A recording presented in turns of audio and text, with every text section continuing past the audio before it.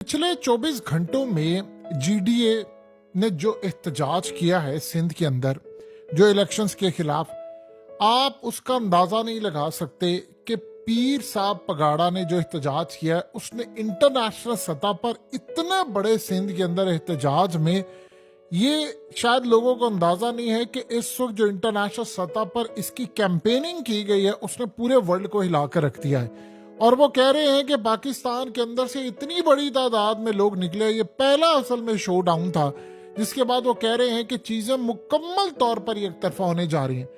अब ये जो एहतजाज है, लोगों को शायद अंदाजा नहीं है कि ये असल में पीर साहब पगाड़ा है कौन, और इन्होंने 54 साल जो अंग्रेजों से लड़ाई की थी, ये वाहिद वो लोग थे जिनके ऊपर एयरफोर्स ने हमला किया था। यानी आप सोच रहे, बरतानिया इनसे इतना तंग था कि कहा जाता है कि अफगानिस्तान के अंदर और उन्होंने लड़ाई की, वो भी लड़ते रहे, और इन्होंने जो लड़ाई की, इनकी 3 नस्लों ने वो लड़ाई की जिसका आप अंदाजा नहीं कर सकते। अब इन्होंने जो शो डाउन किया है, अंग्रेजों को असल में इनकी हिस्ट्री याद आई है, और हिस्ट्री आम पाकिस्तानी को पता नहीं, और जो चंद दिन बाद अब ये करने वाले हैं, आप उसका अंदाजा भी नहीं लगा सकते कि ये क्या है। सबसे पहले समझ लें कि असल में ये है कौन, और इनके जो मरीदान है, यानी आप सोचो वो इतने डिसिप्लिन है। इन्होंने जो एहतजाज किया है, ये सबसे ज्यादा खतरनाक एहतजाज उन्होंने सिंध में किया है। असल में आप ये बात समझ लें कि इंडिया के दौर में, यानी जब बरसगीर का टाइम था, तो एक सूफी थे जिनको कहा जाता है सैयद मोहम्मद राशिद शाह। असल में उनकी एक कम्युनिटी थी, उन्होंने काम ये किया,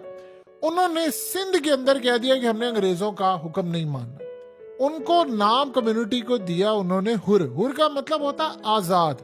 यानी आप अंदाजा कर ले कि जब मुसलमानों ने कभी आजादी का सोचा भी नहीं था, इन्होंने नारा मारा कि आजाद हमें चाहिए, यानी हुर है हम। अब उसकी सूरत हाल आप अंदाजा कर ले कि उसके बाद जो मामला हुए थे उसमें इतना ज्यादा इनके ऊपर एहतजाज हुआ, इतना ज्यादा इनके कबीलों पर, यानी आप सोचो अंग्रेजों ने इनको उठा उठा कर कैंपों में मारा, इनकी तजलील की गई। ब्रिटिश अथॉरिटीज जो थी उन्होंने इनके खिलाफ इतने ऑपरेशन किए, इनके घर जला दिए, गांव जला दिए, इनकी फसलें तबाह कर दी, मवेशी जानवर ना जाने इनके साथ क्या क्या सलूक किया।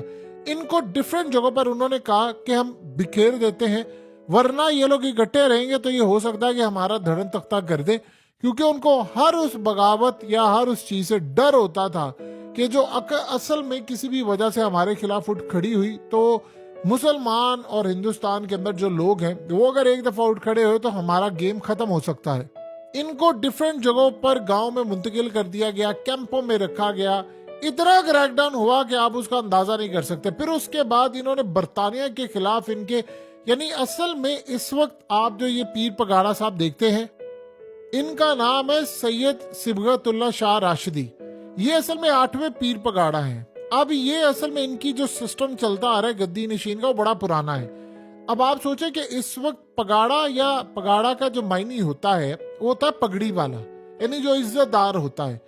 अब असल में इन्होंने पूरी तरह लड़ाई की, इनके जो पुराने पीर पगाड़ा थे और ये तमाम लोग, उन्होंने ऐसी लड़ाई की कि आज से पहले कोई हो ही नहीं सका, और इनको दहशतगर्द डिक्लेयर किया था। आप सोचे जरा, जो आजादी की बात करता था उसको दहशतगर्द कहते थे कि इन्होंने दहशतगर्दी की है, फलाना की है। अब करते करते सूरत हाल ये पैदा हो गई कि इनके खिलाफ इतने ऑपरेशंस किए गए, लेकिन ये बाज नहीं है, और इन्होंने अंग्रेजों की नाक में दम किया। उन्होंने एक प्लान किया कि हमने सिंध के अंदर स्कूल, कॉलेजेस और ये चीजें नहीं बनानी।